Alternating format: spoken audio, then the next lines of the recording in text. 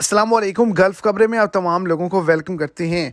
Saudi Arabia हुकूमत की जानिब से अचानक एक बड़े कदम को उठाया गया है और सऊदी अरेबिया के अंदर पाकिस्तानी, इंडियन और बांग्लादेशियों को जुर्माने भी किए गए हैं, जेल में भी डाला गया है और जिस जगह पर वो काम कर रहे थे उन जगहों को भी सील कर दिया गया है।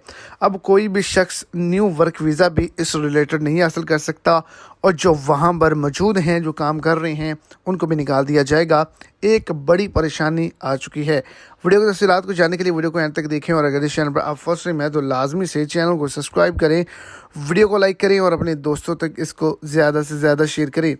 फूड एंड ड्रग अथॉरिटी की कार्रवाइयाँ हुई हैं। 17 फार्मेसीज पर जुर्माने किए गए हैं और दीगर फार्मेसियों को सील कर दिया गया है।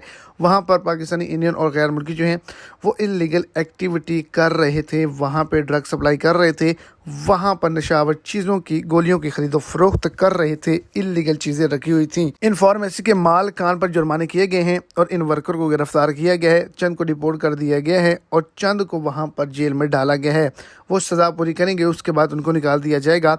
इसके अलावा आपको बताता चलूँ कि तमाम लोग जो मेडिसिन के रिलेटेड काम करते हैं उनकी चेकिंग की जा रही है और तमाम जो लोग हैं वो बहुत ही ज़्यादा परेशान हैं। टेम्परेरी तौर पर फार्मेसी और मेडिसिन के रिलेटेड जो वीज़े हैं, जो लोग आ रहे थे उनको भी रोक लिया गया है।